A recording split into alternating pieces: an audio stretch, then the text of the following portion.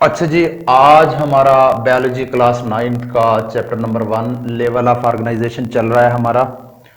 और level of organisation में हमने 5 लेवल जो है वो डिस्कस किए हैं। पहला लेवल था एटॉमिक, सब एटॉमिक लेवल, और उसके बाद है था मॉलिक्यूलर लेवल, और फिर cell and organelle level, tissue level, organ and organ system level तक हमने डिस्कस किया था। उसके बाद है इंडिविजुअल लेवल। इंडिविजुअल यानी एक शख्स, एक जानदार, इसको ऑर्गेनिज्म लेवल भी कहा जाता है। एक शख्स या एक मुकम्मल जानदार जो है वो मुख्तलिफ ऑर्गन सिस्टम्स के ऊपर मुश्तमिल है। जैसे हम इंसान की बात करते हैं, हमारे अंदर कितने ऑर्गन्स और ऑर्गन सिस्टम्स हैं जो आपस में मिलकर काम कर रहे हैं। इन ऑर्गन सिस्टम्स का हमारा बॉडी जो है वो बना हुआ होता है। जैसे हमारा नर्वस सिस्टम है, असाबी निज़ाम, हमारा जो ब्लड सर्कुलेटरी सिस्टम है, हमारा रेस्पिरेटरी सिस्टम है, सांस लेने का निज़ाम। इसके अलावा हमारा जो है एक्सक्रीटरी सिस्टम है, डाइजेस्टिव सिस्टम है। तो इस तरह से पूरा एक इंडिविजुअल जो है वो मुख्तलिफ सिस्टम्स का एक मजमुआ है। तो बच्चे अब होता क्या है कि ऑर्गन प्लस ऑर्गन सिस्टम जब आपस में मिलते हैं तो ये सारे मिलकर एक पूरा एक इंडिविजुअल, एक फर्द बनाते हैं। एक फर्द, एक शख्स, एक ऑर्गेनिज्म पूरा बनाते हैं। तो यानी कि एक ऑर्गेनिज्म जो है वो एक मजमुआ है ऑर्गन्स और ऑर्गन सिस्टम का। जैसे मैंने बात की कि हम जो है मुख्तलिफ सिस्टम्स का, हमारी body digestive system, respiration system, respiratory system, और excretory system, reproductive system, nervous system. तो इस तरह से मुख्तलिफ सिस्टम्स का हमारी बॉडी जो है वो एक मजमुआ है। नेक्स्ट, अच्छा जी, अब एक जानदार की बॉडी के अंदर जो मुख्तलिफ सिस्टम्स हैं वो इकट्ठे मिलकर काम करते हैं, एक दूसरे के साथ कोऑर्डिनेटेड होते हैं। इकट्ठे मिलकर काम करने को हम कहते हैं कोऑर्डिनेटेड। तो बच्चे organ systems in an individual, एक जो फर्द होता है उसके अंदर जो ऑर्गन सिस्टम है वो एक दूसरे के साथ कोऑर्डिनेटेड होते हैं, एक दूसरे के साथ मिलकर काम करते हैं। कोऑर्डिनेटेड, एक दूसरे के साथ जुड़े हुए हैं। कैसे? एग्जाम्पल, किस तरह से जुड़े हुए हैं? बच्चे फर्ज करें हम एक्सरसाइज करते हैं, दौड़ते हैं, भागते हैं, वर्जिश करते हैं। तो अब वर्जिश करने के दौरान क्या होता है, एक तो हमारे मसल जो है मसल्स काम करते हैं, मस्कुलर सिस्टम हमारा काम करता है, पूरे मसल्स काम करते हैं एनर्जी लगाने के लिए, क्योंकि एनर्जी जो है वो हमेशा मसल्स ही लगा सकते हैं। तो सिर्फ हमारे मसल या मस्कुलर सिस्टम काम नहीं कर रहा होता, बल्कि हमारे सांस की रफ्तार भी तेज हो जाती है। यानी हमारा रेस्पिरेटरी सिस्टम भी इस एक्सरसाइज के लिए हमारे रेस्पिरेटरी सिस्टम को भी काम करना पड़ता है, तब हम जाके एक्सरसाइज कर सकते हैं। तो हमारे सांस लेने की रफ्तार जो है वो तेज हो जाती है, ताकि जो हमारी जिस्म के अंदर जो एक्स्ट्रा कार्बन डाइऑक्साइड जो ज़्यादा मिकदार में बन रही है, क्योंकि हम जब दौड़ते हैं, जब हार्ड एक्सरसाइज करते हैं, तो रेस्पिरेशन का अमल तेज हो जाता है। रेस्पिरेशन के दौरान हमेशा कार्बन डाइऑक्साइड गैस खारिज होती है, तो उस गैस को फिर बाहर निकालना होता है, तो इसलिए हमारे सांस की रफ्तार तेज हो जाती है। इसी तरह रेस्पिरेशन के लिए ऑक्सीजन की जरूरत पड़ती है, तो ऑक्सीजन की डिमांड को भी पूरी करने के लिए हमारे सांस की रफ्तार जो है वो तेज हो जाती है। इसी तरह से जो है हमारा हार्ट बीट भी तेज हो जाता है, क्योंकि हमारे एक एक सेल तक ऑक्सीजन को पहुंचाने के लिए ब्लड को तेजी के साथ गर्दिश करना पड़ता है, इमरजेंसी कंडीशन होता है, तो हमारा हार्ट बीट भी जो है तेज हो जाता है। अब यहाँ पे एक्सरसाइज के दौरान ना तो सिर्फ हमारा मस्कुलर सिस्टम काम कर रहा होता है, बल्कि इसके साथ कोऑर्डिनेटेड है हमारा रेस्पिरेटरी सिस्टम भी। इवन के हमारा रेस्पिरेटरी सिस्टम, हमारा जो है ब्लड सर्कुलेटरी सिस्टम और नर्वस सिस्टम, क्योंकि नर्वस सिस्टम ने ही इन सारी चीज़ों को कंट्रोल करना होता है। तो हम क्या लिखेंगे? एग्जाम्पल, ड्यूरिंग एक्सरसाइज एक्सरसाइज के दौरान, during exercise our muscular system, हमारा muscular system, nervous system,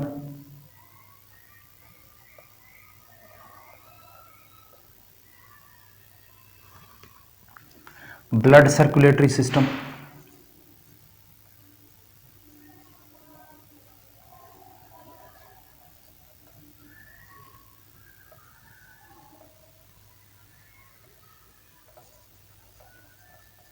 blood circulatory system and respiratory system,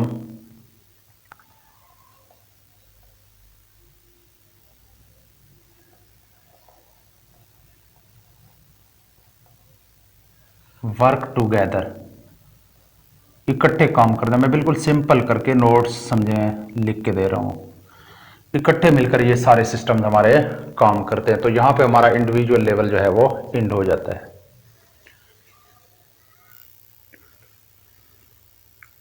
अब आगे बढ़ने से पहले एक और चीज के बारे में डिस्कस करूं। ये लेवल ऑफ ऑर्गेनाइजेशन का हिस्सा तो जरूर है, इसको इंडिविजुअल लेवल में आप समझें, आप कंसीडर कर सकते हैं। स्पीशी, स्पीशी क्या है? बायो में स्पीशी किसको कहते हैं? ये एक जैसे जानदारों का एक ग्रुप होता है।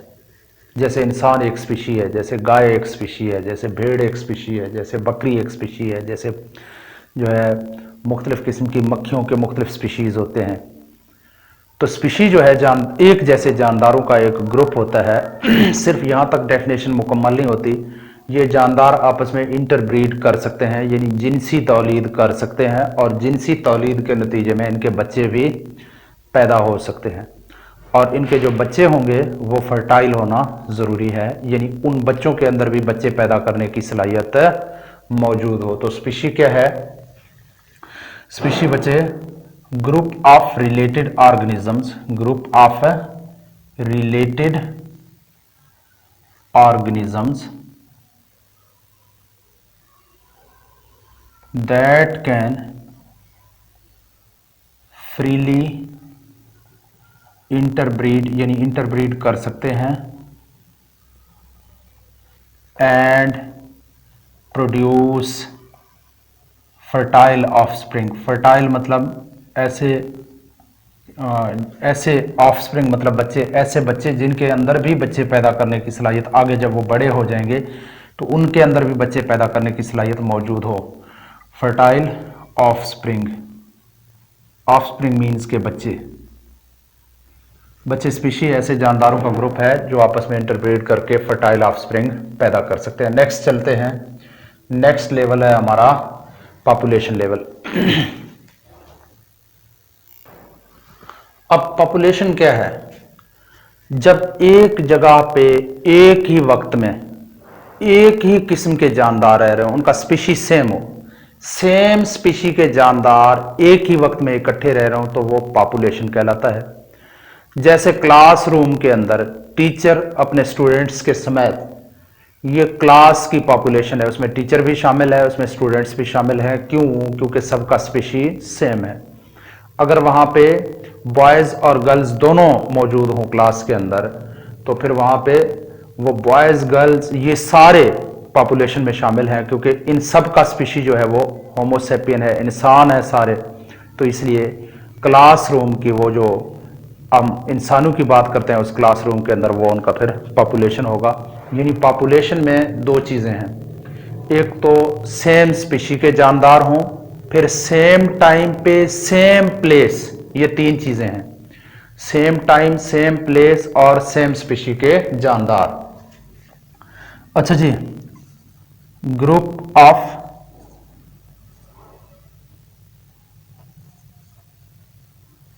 ऑर्गेनिजम्स ऑफ सेम स्पीशी, एक ही स्पीशी के जानदार हैं, remaining at same place, remaining at same place, एक ही जगह पे रह रहे हूं, ऑन सेम टाइम। एक ही वक्त में एक ही जगह पे रह रहे हो तो उसको हम क्या कहेंगे, पॉपुलेशन कहते हैं। पॉपुलेशन की एग्जांपल है, जैसे पाकिस्तान के पॉपुलेशन की हम इस वक्त बात करें 2017 की गालिबन मरदमशुमारी के मुताबिक, सेंसस के मुताबिक पाकिस्तान की जो टोटल पॉपुलेशन है वो तकरीबन 220 मिलियन है, यानी 22 करोड़ है। Total human population of Pakistan, human population, यहाँ पे हम सिर्फ ह्यूमंस की बात करेंगे क्योंकि पॉपुलेशन में सारे एक ही किस्म के जानदार, हम बाकी जानदारों की बात नहीं कर रहे। Total human population in Pakistan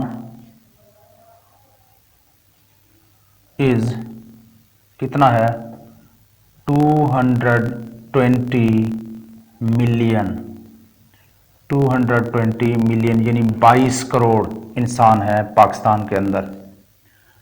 ये पॉपुलेशन की एग्जाम्पल है। अच्छा जी, नेक्स्ट हमारा लेवल है कम्युनिटी लेवल।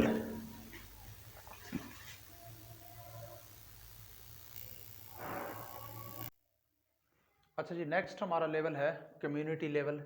कम्युनिटी लेवल क्या है कि जब डिफरेंट पॉपुलेशन डिफरेंट है, एक दूसरे के साथ ताल्लुक में है, एक ही माहौल के अंदर रह रहे हैं, different populations interacting with each other in an environment, in same environment भी आप कह सकते हो, तो उसको हम कहते हैं कम्युनिटी। कम्युनिटी लेवल की एग्जांपल है फॉरेस्ट। फॉरेस्ट भी एक कम्युनिटी है क्योंकि एक फॉरेस्ट के अंदर जो है बहुत सारे जानदार इकट्ठे रह रहे होते हैं। वहाँ पे चूहे भी हैं, बिल्लियाँ भी हैं, गीदड़ भी हैं, लोमड़ियाँ भी हैं, और भी बहुत सारे जानदार जो है वहाँ पे, मक्खियाँ भी होंगी, मच्छर भी होंगी। तो इस तरह से मुख्तलिफ जो पॉपुलेशंस हैं वहाँ पे इकट्ठे रह रहे हैं, तो फॉरेस्ट जो है ये एक कम्युनिटी बन जाता है। अगर हम कम्युनिटी के टाइप्स की बात करें तो कम्युनिटी के दो टाइप्स होते हैं, टाइप्स ऑफ कम्युनिटी। कम्युनिटी की जो है दो टाइप्स हैं, एक है सिंपल कम्युनिटी और एक है कॉम्प्लेक्स कम्युनिटी। सिंपल कम्युनिटी और दूसरा है कॉम्प्लेक्स। कॉम्प्लेक्स मीन्स के पेचीदा, कॉम्प्लेक्स कम्युनिटी।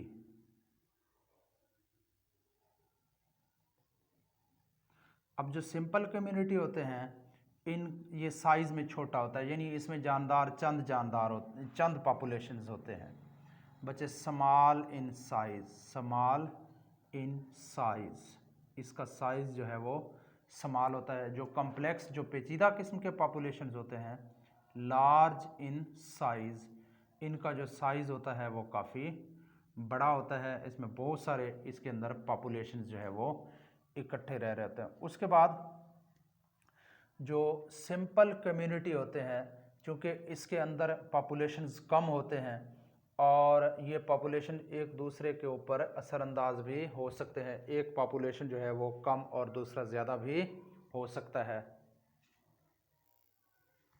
एक जो सिंपल कम्युनिटी होता है उसमें चूँकि जानदार कम होते हैं, उसमें पॉपुलेशंस कम होते हैं। जब पॉपुलेशंस एक दूसरे के ऊपर असरअंदाज होते हैं, जैसे जैसे एक कम्युनिटी के अंदर चूहे और बिल्ली जो है एक जंगल के अंदर रह रहे हैं, तो बिल्ली जो है, बिल्लियों की जो पॉपुलेशन है वो चूहों की पॉपुलेशन को काफ़ी ज़्यादा मुतासर कर सकती है, और इस तरह से उस कम्युनिटी के अंदर से चूहे ख़त्म भी हो सकते हैं।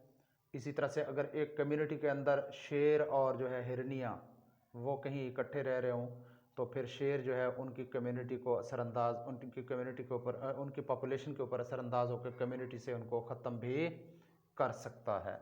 तो कोई भी अगर थोड़े से हालात अगर चेंज हो जाएं तो एक जो सिंपल कम्युनिटी है उसके ऊपर बड़े ख़तरनाक ड्रास्टिक इफ़ेक्ट्स हो सकते हैं बच्चे। Simple changes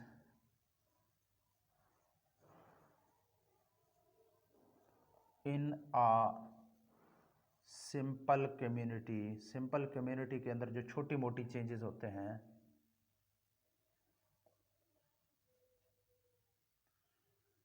may have a drastic effects, बहुत ज़्यादा तबाहकुन ख़तरनाक किस्म के असरात हो सकते हैं।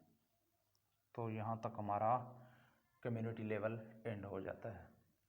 और नेक्स्ट है हमारा last biosphere level, biosphere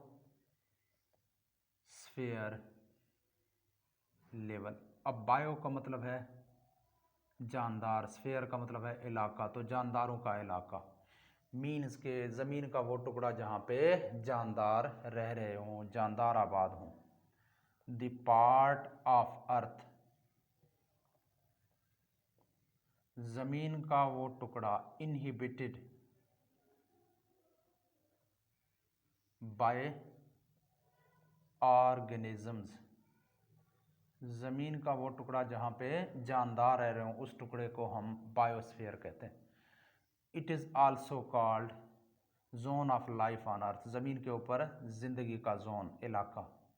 it is also called, इसे कह सकते हैं zone of life on earth, of life on earth, ज़मीन के ऊपर ज़िंदगी का जोन भी इसको बायोस्फीयर लेवल को कह सकते हैं। तो यहाँ पे हमारा लेवल ऑफ ऑर्गेनाइजेशन आके एंड होता है, और लेवल ऑफ ऑर्गेनाइजेशन के 3 लेक्चर्स हैं, मैंने मुख्तलिफ जो है वो 3 मुख्तलिफ वीडियोज़ के अंदर अपलोड की हुई हैं। ये हमारा लेवल ऑफ ऑर्गेनाइजेशन का लास्ट लेक्चर था।